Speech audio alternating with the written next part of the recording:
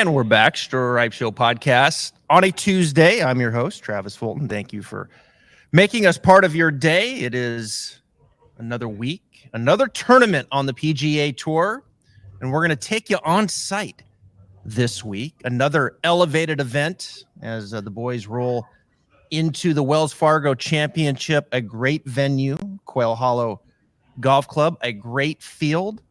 But we're missing two guys by the name of John Rahm and Scotty Scheffler. So you're telling me there's a chance for the other guys. Joining me on site from Wells Fargo, Keith Stewart. How you doing, man? Oh, man. Any better, I'd be twins. I can't wait to roll right through this. Well, I'm excited to have you on. We've been working on it. I've been following your stuff. I know you've got a lot of stuff in the hopper. I know you've been in the business a long time, and this gambling angle is something that you're very passionate at and you're really good at. So I appreciate you coming on the podcast and sharing some of your knowledge. Hey, for two pros to get together and talk about golf betting, there's nothing better in my mind. So, at the end of the day, this is a dream come true. Well, take us there. Yeah, I know you're sitting in the media center there at Quail Hollow. Good field. What's the buzz? The weather is looking pretty good. A chance of rain on Saturday. But as I understand, they've had quite a bit of rain up to this point. So the golf course going to be pretty soft, it sounds like. The golf course is soft. It's almost going to play completely different than from when I was here in September for the President's Cup, which was firm and fast and much more,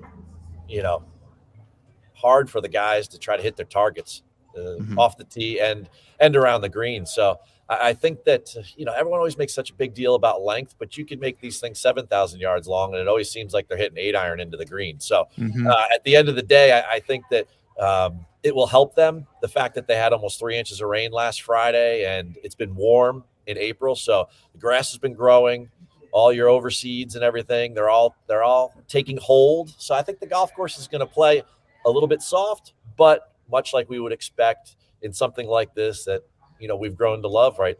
So far this year in 2023, which are these designated events where the big boys go at it. Yeah, you have Rahm, you have Scheffler, but neither one of them are there. And we were talking before we came on air, and you made the statistic that those two guys have won, 5 of 8 to this point? 5 of 8. So we've had 6 designated, and then we've had the Players and also the Masters. So those guys have taken home 5 of them. So I think that everyone that's in this field. So this morning I saw Xander in the press room, and then we just finished up with Finau, and both of them were smiling, and that's probably the case why. Yeah. Yeah, I would have to say so.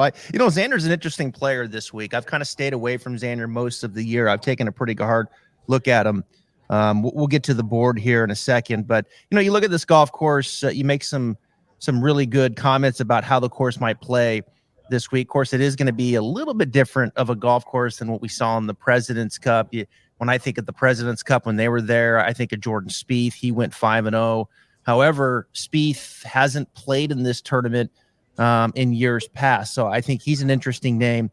But this golf course, as you mentioned, there's some length here. The guys, when you look at the approach game, you're going to get a lot of shots from 150 to 175. You're going to get a lot of shots from 175 to 200. You're going to see some long iron shots, probably more so from 200 plus. The off the tee game, we know, has value here. What's really interesting when you look at the last 3 winners, and you go back to Max Homa back in 2022 and how he did it. He was 5.8 off the tee positive. He was 4.3 in approach, and he was 7.6 in putting. He actually lost 2.7 around the greens. You go back to Rory in 2021. He didn't gain any strokes around the green. He did it with approach, positive 5.3. He did it with the putter, positive 7. You go back to 2019, Max Homa, he didn't gain any strokes around the green. He did it with approach, 4.6, and a really hot putter, which was positive 9.9. Are we just going to say, look, short game doesn't matter this week? Give me someone who can, get it out there a little off the tee. I need obviously a great approach game, but I need a blazing hot putter because that's the way it's played out the last 3 years. Average green size, 6,500 square feet. A lot of things about this place remind me of another place down there at Magnolia Lane. And the only difference that I can see in the skill set that it takes, I mean, I think they're 16 yards apart in total length on the scorecard. And here you have one less par 5. So there's the impact of even more distance, right? They talk about the green mile. Forget the green mile. This course is 5.2 miles long, Travis. And don't get too caught up on Max last year, because remember, we were where it was rainy and cold at TPC Potomac or TPC Avenel at Potomac or whatever they call that thing, right? Where they used to have the Kemper Open. And, totally different golf course. But if you look at the last 10 editions that were here at Quail Hollow, so you got to skip that one. Skip the COVID year. We didn't have one. And you skip 2017 because they were doing a renovation here. And we went over to Wilmington, the one that Harmon won. Everyone's all over Harmon. Well, that was at a different golf course. You are completely right. Everyone overlooks the fact that those last 10 winners have gained over 6 strokes on average on the greens, and approach is like the third highest average of all the strokes gained categories. I mean, that never happens week to week. On a Tuesday, you're never talking about approach coming in third place. Right. And to me, I guess Fazio did a good job with these green complexes. 3-putt avoidance is a huge statistic this week. Yep. 3-putt frequency is way higher than PGA Tour average. It's like almost 18% more. So I think that it's not a place where last year it was maybe a no-putt contest because you saw Cam Young, you saw Keegan Bradley up near the top. I think this year it's back to a putting contest for sure, alongside definitely a bomber.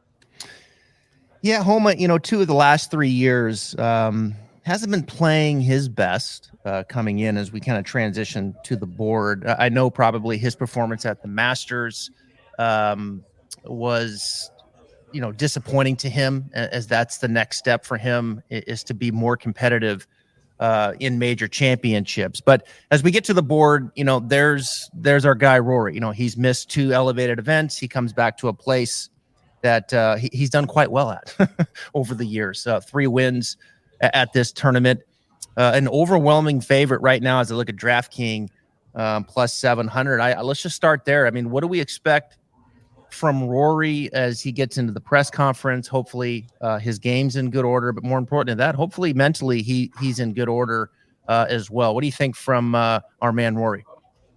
Well, don't get too excited about the press conference. On today's schedule and tomorrow's, he's not there. Okay. So $3 million question is going to have to wait another 2 weeks maybe until we get to the PGA in order to get answered. He's ducking the media. And I think that Travis, think about it. We always talk about horses for courses or what makes golfers comfortable. You as a coach are always, trying to give us all sorts of swing thoughts that when we go out there in the field of battle, we have something with which to attack with. And, Rory loves this place. 11 times and like 9 top 10s and 3 wins. So, Quail Hollow for him is a very comfortable place and probably the best place he could come back to. I mean, the last time he missed the cut at the Masters, he won here. So I think it's a good situation for Rory overall to definitely place. You could get him at some good positive money there at top 5. And I think he'll contend. Not having to answer the questions in the media room will still, though, have a cloud hanging over him, because if he does start to play well, he's going to get in front of him. And sometimes it's better to get those things out of the way early. And as well as I do, as the putter goes, so does Rory. Yeah. And he knows how to putt those greens. But good for Rory. If there's anybody that deserves a pass in the media room, it's Rory McIlroy, for crying out loud. The guy's taken the bulk of the questions.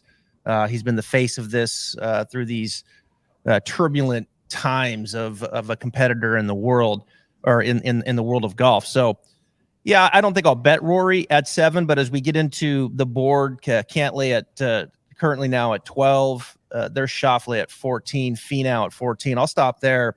Yesterday, it was all things Tony Finau on the podcast.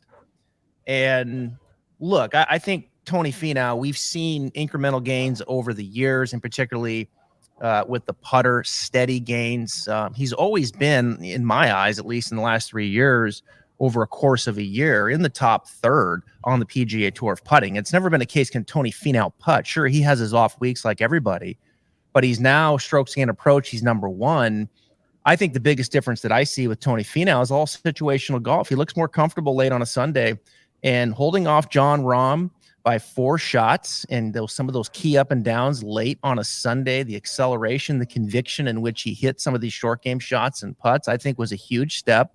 Now he comes into a place where, look, Finau hasn't played great here. T41 last year, missed the cut in 2021, T60, T21, but the confidence has to be at an all-time high. We saw him last year go back-to-back. What kind of chance do you give him this year to go back-to-back? I'm so happy that you grabbed me this week while I'm on the road because this morning it was a tale of two cities, and you mentioned a couple names there. So first thing, we had Xander, and Xander came across very, very like, this is business today or this week. This is I'm pushing towards something. He has not been at a point this year where he's comfortable with. He said, I have to earn my days off. You could go look at the transcript. He goes, I have to earn my days off. I'm not going to skip a designated event until I feel like I've earned the right to do that. I'm not high enough on the FedEx Cup points. I'm not high enough on the Ryder Cup list. Like, he kept mentioning all these things. Like, I have these goals and I'm not checking boxes. Now, fast forward a couple hours later and we get Finau. Tony's always wall-to-wall teeth. I mean, he's always smiling, right? But the difference in what he kind of presented to the room and the way that he kind of expressed himself was so different because he's checked a couple of those boxes off. Yeah. So will Tony finally take the next step and win a designated event and or win a major? Well, geez, I mean, he can't hit it any better to do it, but part of the game is mental. And the way those two guys came in the room, I definitely feel like if I was going to fade somebody, it wouldn't be Finau because, obviously the numbers are there and his attitude was one of which it's total acceptance. And as well as anybody, when you're playing golf at the highest level, you got to kind of do the things that you do. And yeah, you could work in the off time, but it really seemed like Xander was pressing. And it also seemed like Finau was just super, super comfortable. We can't win every week, but it seems like Finau is able to play good in bunches. Yeah, I look at Xander. Gosh, statistically, he always checks so many boxes. I do like that mid-iron game for Xander. The 3-putt avoidance probably concerns me a little bit with Xander. You look at him, strokes gain approach in this field. Last 100 rounds, he's number 1. Obviously, Finau's right there. Over the course. Yeah, and then you get to the driver. Yeah, and the driver's been a little bit of the bugaboo. I feel like Xander looks at, okay, no Scheffler, no Rahm. Where's Rory's head at? All right, Cantlay, I always gotta deal with. Homa's probably gonna put some things together here at this event. I don't know. It just feels like it could be a Xander potential week. A little better with the driver. Let's have a week with the putter. He's been here in the past, T14. T12, T24, somewhere in there. So he's had some top 25s.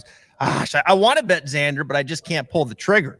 Like that's where I'm at. I think you make a valid point. How do you fade Finau right now, coming in at an all-time high? He knows the next step is to win one of these elevated events because look, 5 of his 6 wins have been in lesser fields, albeit.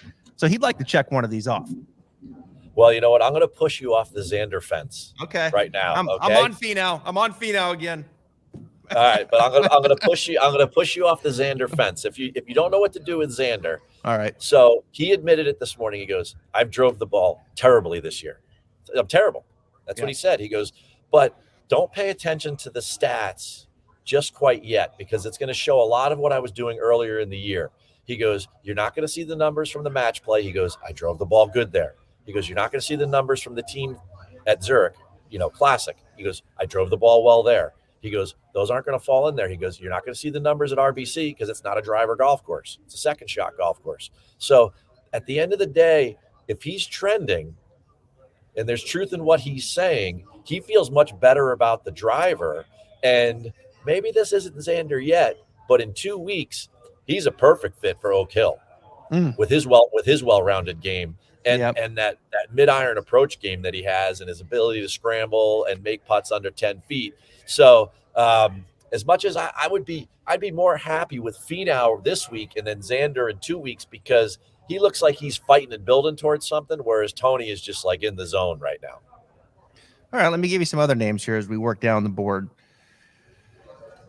Spieth, we 5-0 here is awful impressive. I mean, the guy that's coming in right behind Finau playing the best golf's got to be Jordan Spieth. I mean, the guy's playing terrific golf. But let me give you a couple options here.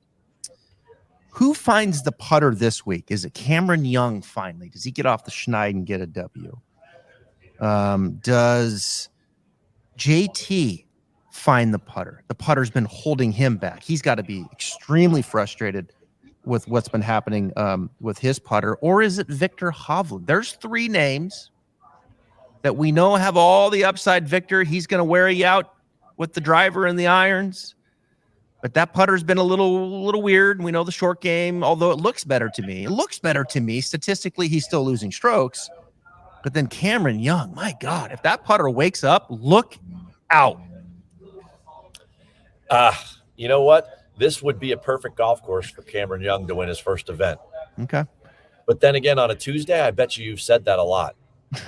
So, my caveat there is that, last year I loved him at TPC Avenel. And you know what? He came in, second runner-up, and he putted horribly. And you know what? He's going to need to putt better here to do it. Is this the breakthrough place? I don't know.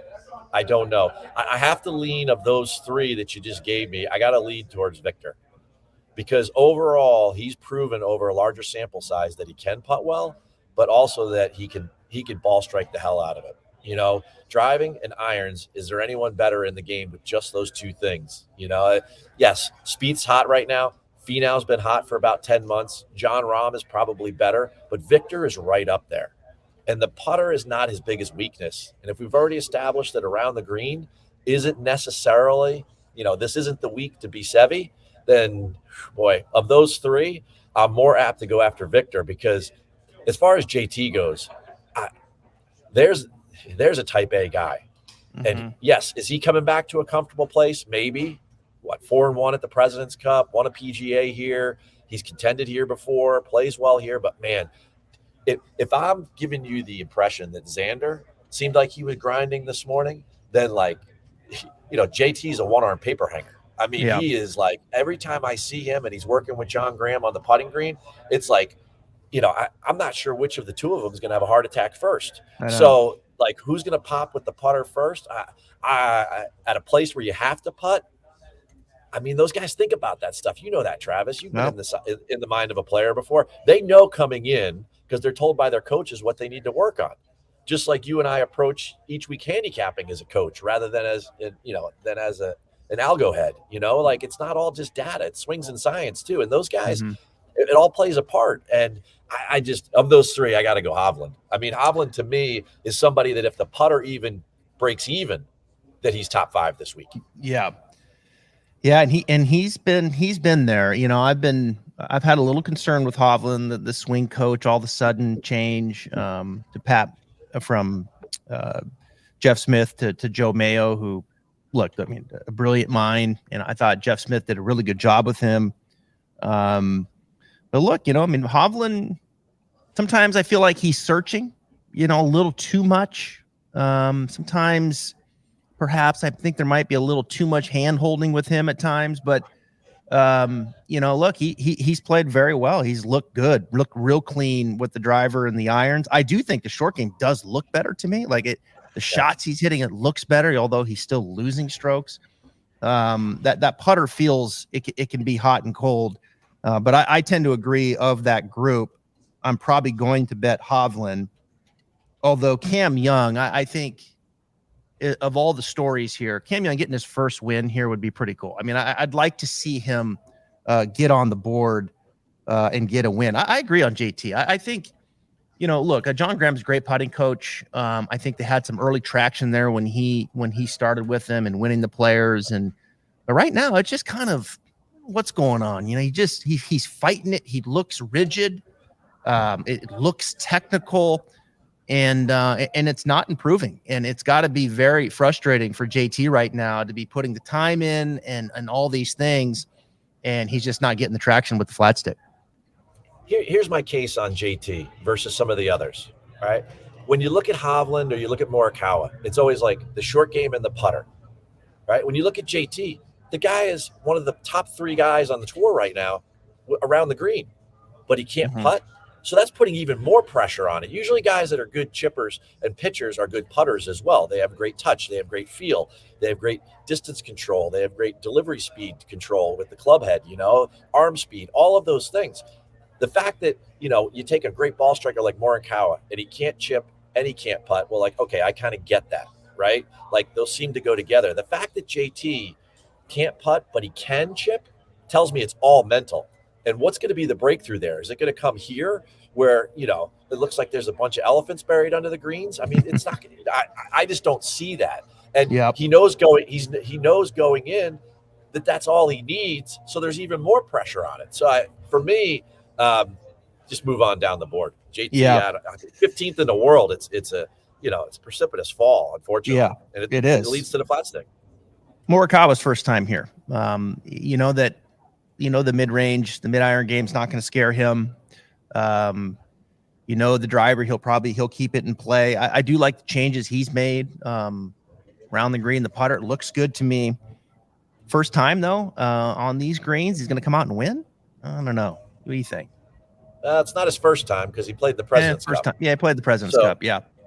But he was 2-1 there, and he wasn't in the greatest of form last year, and I felt like they kind of hit him. So as I really looked kind of deep at the President's Cup, who played well, who stood out, right? It's the obvious names. It's Max. It was Siwoo. It was Tom Kim. It was JT. And Morikawa wasn't one of those names. Cam Young wasn't one of those names. And at the end of the day, we're playing the same golf course. Granted, stroke is much different than match play, but we're playing the same golf course. And if we're just trying to pick winners, I mean, the funnel gets pretty narrow at the bottom, and you got to start throwing people out for some reason. So I'm with you. Very little experience, only match play experience, and these guys that have struggled with the putter, maybe they're not gonna get there right now at this golf course. I got you. Yeah, I think that's where I'm at as well. I'm probably going to pass on him. Can he put 4 rounds together? I was on him a couple weeks ago, 3 really good rounds.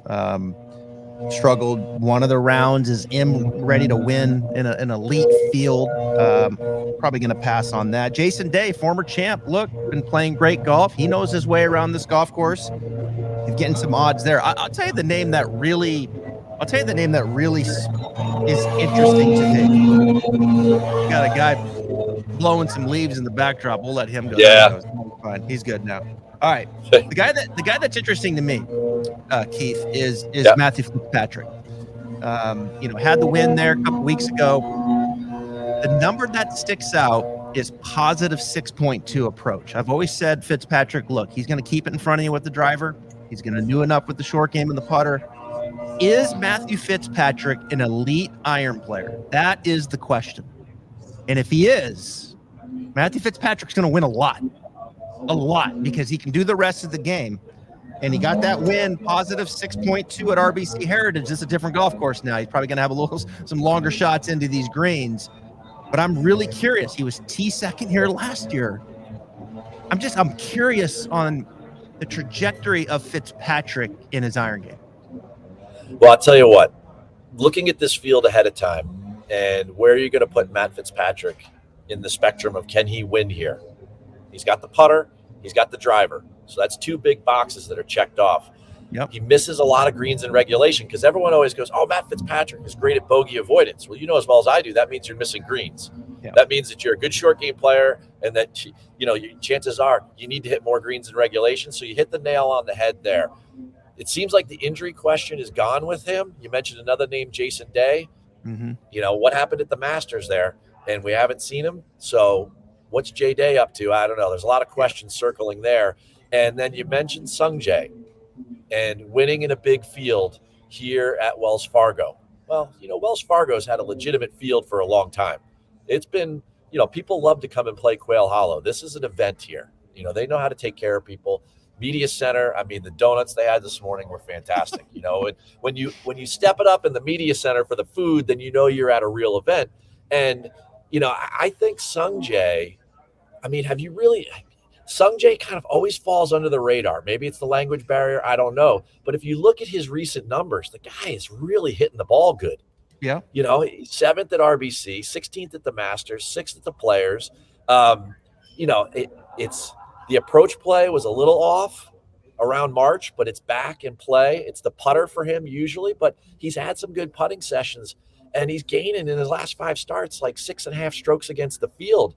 Of that group, until Fitzpatrick proves to me week in, week out, I mean, it's a lot of 9 irons at RBC Heritage to hit greens, right? Here it's going to be a lot of long irons. So that's why I'm gonna lean towards Sung Jae here, and maybe definitely not Day because whatever the concerns are there, whether it was fatigue at the Masters, I don't know, but I just don't know. And again, we're trying to pick winners, and Fitz does fit a lot of places, but you got to prove to me, like, if he goes top 10 this week and his long iron play is right where it needs to be, then by all means, rolling into Oak Hill, he's one of those guys you really got to look at strongly because it's an old Donald Ross golf course, tree line and everything. And it's going to suit him in a lot of ways like the country club did.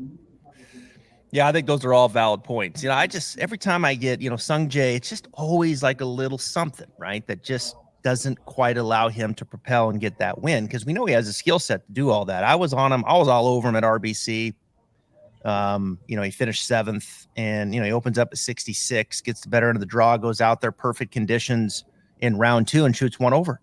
I mean, just like what? Like, 1 over. And then he comes back on the weekend and goes 66, 67, and he can't make up that ground to get that win. So it's coming, right? Like Sung Jae has the skill set. I think this is a place for him.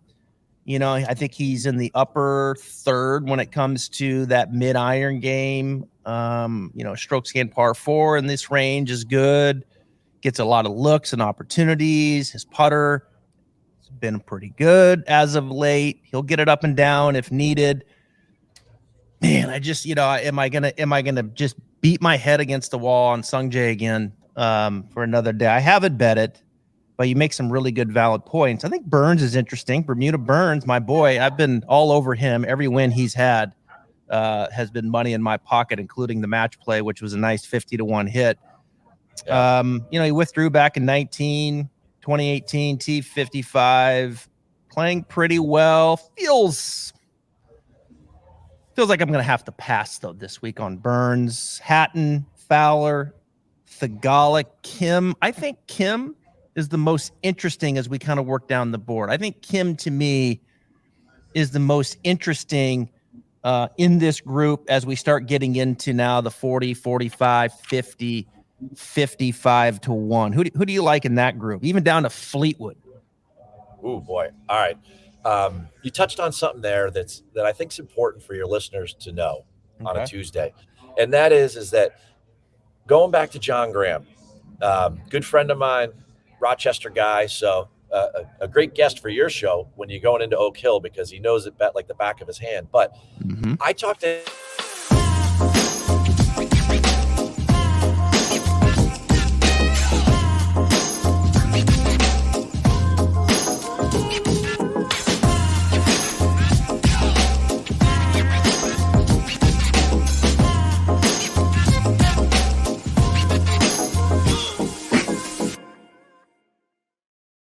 live TV, live social, hit the wrong button. Continue, sir, on your incredible thoughts there is on John Graham. So JG says that this Poa Trivialis overseed that we see all the time does not putt like Bermuda.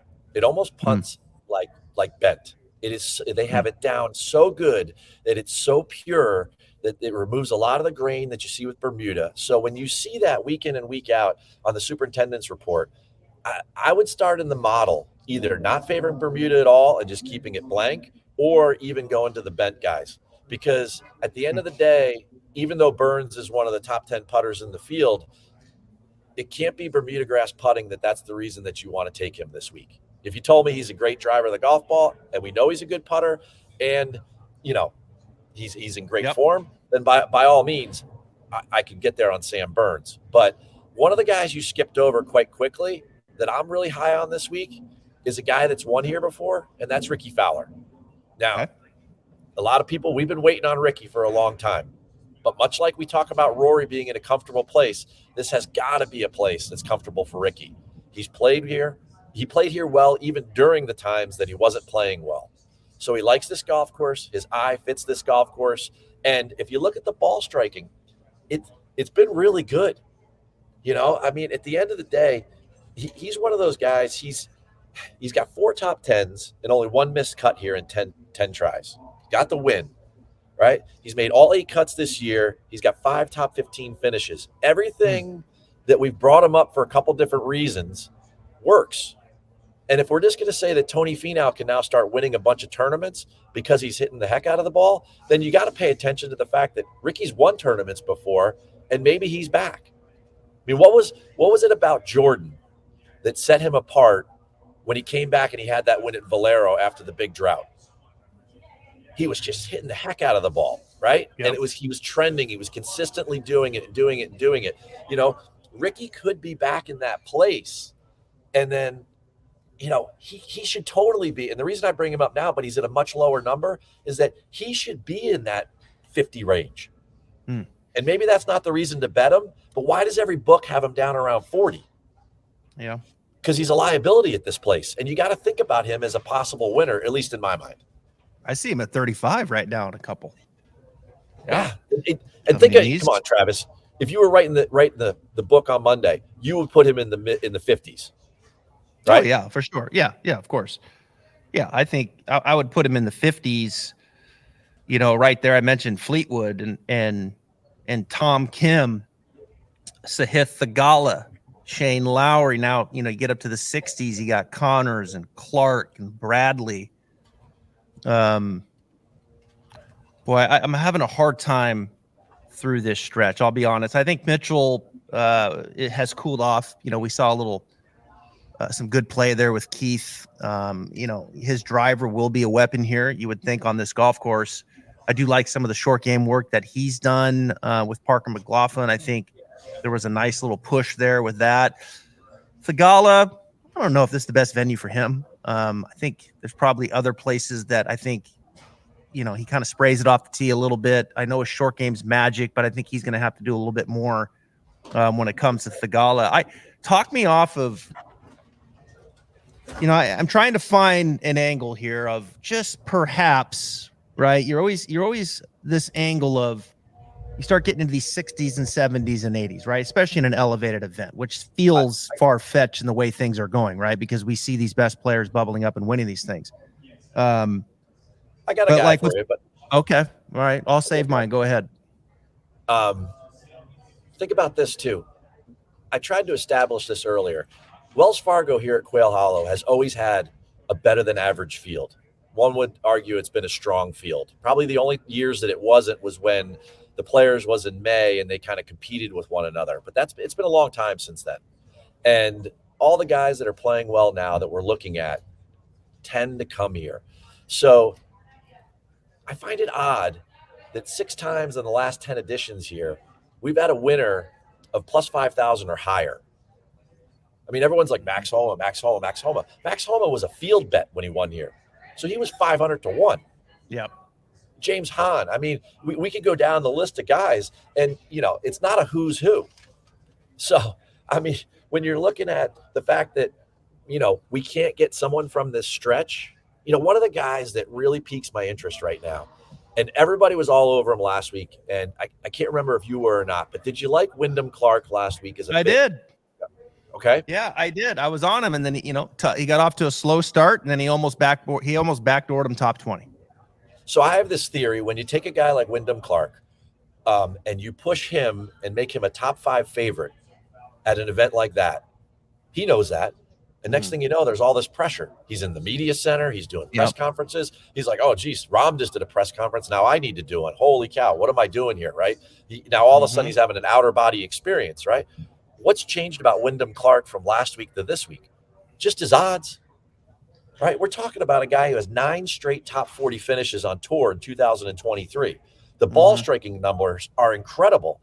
And if you told me he was a good pick for last week, he's certainly another good pick this week. So Wyndham at Wells just seems like the type of guy in that longer odds range. I mean, I really can't get to a guy over 100, like I alluded to Max being, a field bet or whatever. But like, I still think there's a guy like him, like a Will Gordon, that hits it like that, or even a great ball striker like Keegan that are worth a sprinkle for sure. But for me, of that group, I'm in on Clark again, because if you love them, like we do this in betting all the time. There's a recency bias for who we're talking about, and then we just like toss them away like college girlfriends or something. It's like, come on, like, what are we doing? Like, I mean, at the end of the day, like Wyndham Clark, he's hitting the ball like Spieth's hitting it, like Finau's hitting it, and I don't know, he just seems like the type of guy that is like, he fits a Quail Hollow winner, like a Webb Simpson. You know what I mean? He's just got like that kind of presence, and like a Max, and he hits the ball good enough. So there you go. Yeah, you start building these models out last 100 rounds, and you weigh out the approach, and you weigh out off the tee, and you weigh out some of these distances of 175 to 200, how many opportunities you look, 3-putt avoidance, some of these key statistics that we're talking about, and he's ranked 7th. I mean, that's where he's at. He's ranked 7th. Hey, look, I've been pounding Wyndham Clark's drum. I mean, I have, and I have him circled. And I'm not saying I'm jumping back off of him, but he did get off to that slow start Thursday. And I did think, all right, he's in the limelight here. People are betting him. This is his chance to get a win. I know he's not working with Boyd Summerhays anymore either. I don't know if he's with someone else or if he's on his own. So I think I'll ask Boyd tomorrow. He's actually going to be on the podcast. Where's maybe Wyndham's kind of taking it on his own right now and taking a little more ownership. But he's been there. He's been playing some really good golf. I'm with you. Let me give you a couple names. We'll play this. Whose putter's gonna pop again? Right. That's kind of what we do. Right. All right. Yeah. I mean, well, that's basically it. Every week is a putting contest, right? I know, right? Like you know how it is. You convince yourself, oh man, he can hit it. Driver, irons. Can he just have that putting week, right? And if he can, he's gonna. All right. Here's 2 names. Oh, here we go. I think you know who they are. I think you know who they are. I mean, who's absolutely Gary Woodland is just crushing the golf ball, right? And then Corey Connors, my boy, Corey Connors, right? Like we know there's 2 great ball strikers, and dare I say, Corey Connors, 4 of the last 5 weeks in the positive in putting, and he was positive 2.2 here last year, and he didn't even hit it that good. So if Corey Connors hits it like he usually does, and he's positive 2.2 in putting, by God, he's got a chance to win this thing. I'm not sure he's hitting it better than Gary Woodland, though. I had Woodland. I was all over Woodland last week. Any category you could put him in, one and done, outright, everything. I was just all over Woodland. And you watch him, and you almost feel bad for the guy. I mean, how could someone hit it that good and not be able to putt even reasonably, like break even with the putter? I mean, the only guy that's jealous of Gary Woodland is Luke List at the end of the day. But, when you talk about Corey Connors, right? Again, I was here at the President's Cup. Corey Connors, here's a plug for you. Stripe show. Every match, right? Guy just unbelievable. And he couldn't putt it off the tip of a canoe into a lake. It's really tough to watch, because someone who's a premier coach like yourself, and you understand the skill set it takes to be able to have a proximity to the hole from 200 yards plus and lead the tour like a Corey Connors could, right? And then not be able to do something like make a bunch of putts from the PGA Tour average of 50%, which is 8 feet, like even come close to that. It's almost mind numbing. And we've established, and the horse is, it's dead to rights, take him out the pasture. This is not the place where the putter's going to pop. It was proven. Yeah, I mean, last year now, Connors, positive 2.3 last year. But that was it. That was in Maryland. That wasn't here. Right. God, never mind. What am I thinking? It's in Maryland. I mean, never mind. The biggest key to research this week, everybody, is where was the event played, right? And Connors was awesome. What am I thinking? He was awesome. Yeah, he was awesome. And that was a hard golf course, and he, like Max, on approach play. So that place really favored approach play. And then it got cold, and then it got wet, and it really favored approach play, right? And you look at the top of that list. You had Keegan, can't putt, was great. Connors, can't putt, was great. Cam Young, can't putt, was great. Max, was great and putted, so he won. Yeah, it's so this is a different ball game, and popping with the putter. Hey, things can happen, but All right. Connors is scratched. I can't bet Woodland either.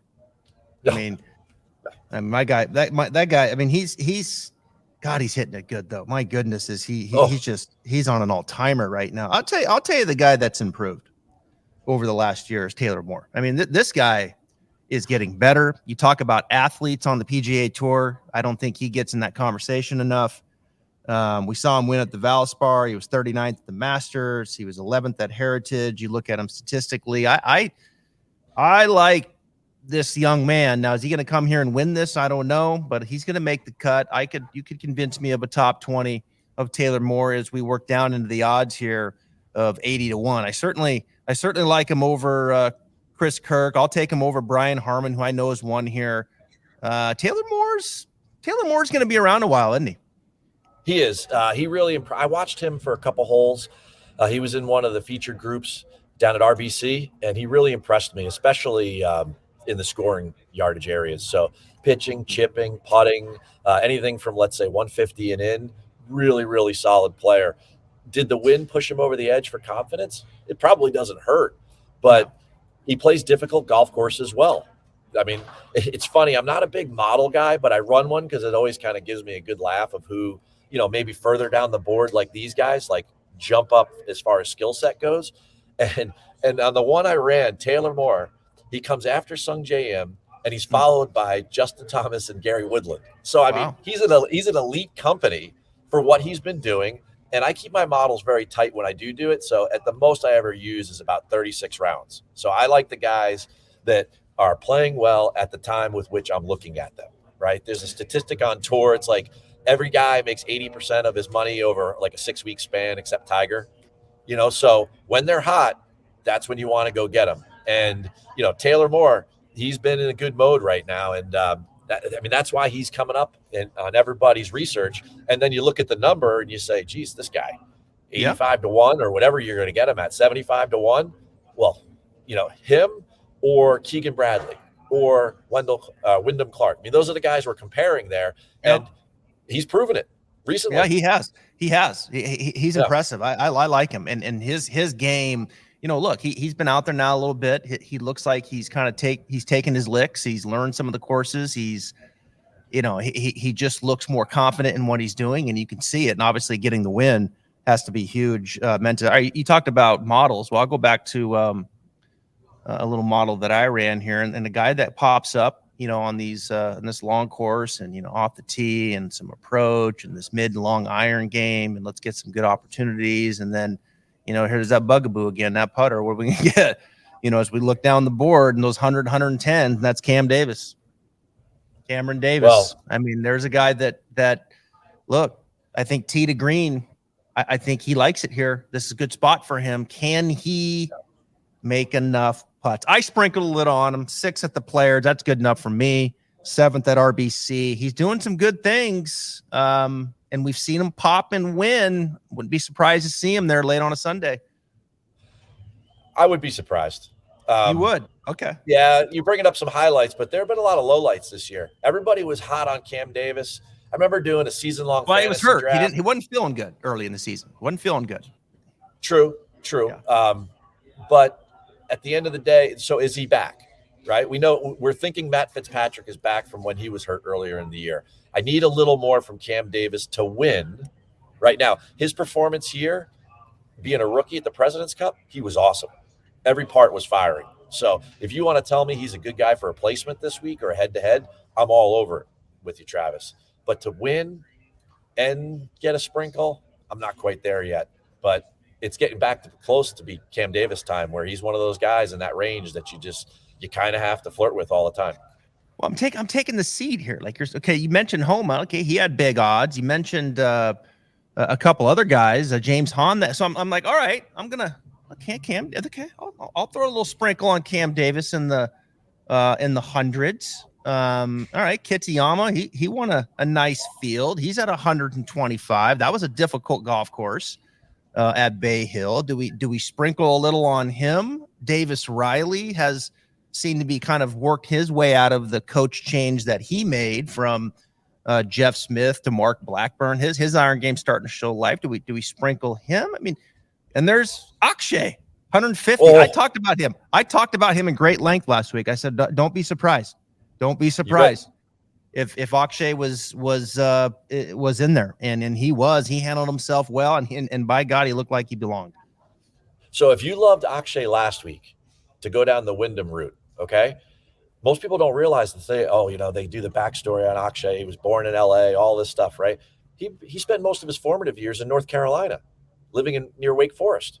Mm-hmm. So if this is North Carolina golf at its finest, at its most elite here, with all due respect to Pinehurst and everywhere else, Quail Hollow is Augusta National of the state of North Carolina. I mean, this place is phenomenal. It is a shrine to golf. So if somebody could handle North Carolina golf, it was obvious to me that he could handle the big stage, and he definitely learned some things on that back nine come Sunday. I'm definitely going to give Akshay a sprinkle for sure. Yep. I've loved this kid since I saw him at Plainfield in the 2017 Junior President's Cup. He's got some swagger, and you need a little of that to win on the PGA Tour for sure. I put a little sprinkle on Stevens too. I like Samuel Stevens, 26, Oklahoma State. Rookie, playing very well. I like this kid. Akshay and Stevens have been two guys, down the board here into the hundreds that I'll put a little on in addition to Davis. Love the Stevens call. I do. Yeah. He's just one of those guys that he's doing all the right things, 1% better every day, and the numbers don't lie. At the end of the day, you could say what you want about no cut, whatever. This is a meritocracy, right? Mm-hmm. And we know about Taylor Moore and Wyndham Clark and Will Gordon and Akshay because they are playing better than their peers. Mm-hmm. And flat out, you got to be impressed with what Sam Stevens has done since he's been up on the big stage. It's really cool. I think as we look down the board, I think the rookie that's probably been a little disappointment to me has been Davis Thompson. I know he was second at the American Express. I thought he would do a little bit more. I was kind of big on him coming out of Georgia. I thought his driver, he'd be one of the best drivers on tour. I thought his iron game would be a little more polished. And he's making cuts for the most part. But he's not flashing maybe like I thought he would. I'll probably stay away from him on this venue, the Georgia Bulldog, but a guy that has probably been a little disappointing in my eyes. And then you've got to who I miss. I'm drawing a blank on the rookie, big kid out of UNLV with the putter. Taylor Montgomery. Taylor Montgomery. Yeah, thank you. Not good lately. No. Yeah, not good lately. Not good. Yeah, it's as bad as Alex Noren is. It's not. For some reason, he started out hot. He got $2 million in the bank and had all those top tens in the fall. And then the real guy showed up, and then I don't know what happened. And that kid's got a ton of talent. I don't want to speak poorly of him, but if you're just looking at the numbers, you go further down the board and you start talking about, does a guy have a good, presence around the green complexes, and is he a good driver? Well, hey, Ben On, there's another guy right there. I bet him last week. He's got a great short game. Yep. Maybe that's not as important as it needs to be, but he's a good putter, and man, he can bomb it. Yep. So, and he puts the ball in play with the driver. So, he's up in that 200, 250 range. So if you want to go deep, at least there's a guy that has shown the form, and he's got more than one skill set that you can depend upon versus like if you went after Hayden Buckley, who's just a great driver of the golf ball and has played great as of late, but we know we want the putter to kind of roll here too. Yeah, you got to have the putter rolling here. Like an Eric Cole, we know he has a short game in putting. He's been impressive. I mean, gives up some distance, but Eric Cole has had a nice run. I'm not sure I'll bet him here, but I bet Ben On last week. He made me some money in some head-to-heads with the buddy. So that was a lot of fun. And I also was on EVR last week, who had a nice showing. Made a little money on him. I thought it was a good spot. Not sure I'll get back on him. Lanto made the cut last week. I thought it was good to see him back out healthy and playing well. I gave him a little look as well. Yeah, gosh, is there as I look down, is there that 300, 400? Austin Smotherman, talented young player who has Pearson Cootie is in the field this week. Hubbard always seems to pop on some boards when you start looking at some ball striking. Into the 500s. Molinex has distance. Oh man, you're going, Travis. You're going deep. I'm taking us down to that. Yeah, I can't. I'm not going to do any of that. You're going deep. But just Will Gordon, there, he's at 200. I was on him last week. I liked him to make the cut, and he was there. So he's treading water. Yeah, I don't think I'll go any. Akshay's probably as low as I'm going to go. Down in the 150. I might sprinkle Ben on again at 125, and I'm certainly going to sprinkle Davis in the 100 range. So that's probably as low as I'll go. I'm not going to get much further than Akshay. I'm going to text you when Davis is T2 going into Sunday. And I'm going to text you back when he misses your top 20 placement, because he goes into the Green Mile and he goes, I can finish top 10 at Quail Hollow. A couple things about that Green Mile. Everyone's always talking about the final 3 holes here. Something I want your listeners and your viewers to pay attention to. Okay. Is this golf course, when you walk the golf course and you're here on the property, you really start to see that it's almost 3 different golf courses. So if you break them up in 6-hole stretches, and if you're looking at first round leaders or any of that type of stuff, if you're starting on hole 1, you get the 6 toughest holes back to back. Right? Everyone makes a big deal again about those last 3, but the first 6 are really hard. They play almost 3/4 of a shot over par. You got a really tough par 3 in there. You've got like 4 brutal par 4s. I mean, so you got to get going early if you're first tee. The next 6 holes are your scoring holes. You got 2 par 5s in there and a reachable par 4, right? So you get it going between 7 and 12. And then the closing part is exactly what they probably wanted, what Cobb wanted from the beginning in the 60s when he designed this place. But it's super volatile because you've got the drivable par 4, you've got the reachable par 5, and then you've got those 3 finishing holes, which are brutal. So just the ebbs and flows of how this place kind of happens, right? If you want to get excited about a guy and you're looking on Thursday morning, make sure he's playing the front 9 when he starts out 2 under for 3. Then you go, man, I got somebody I could actually think about, versus if he starts 2 under on the back 9 and you're like, well, we haven't really played one hard hole yet, So just something to keep in mind for your audience, because I know that they're a highly intelligent crew. You keep them very thoughtful, and I want to try to enhance the Stripe Show in some way. Yeah, well, the 18th hole's number 1 handicap.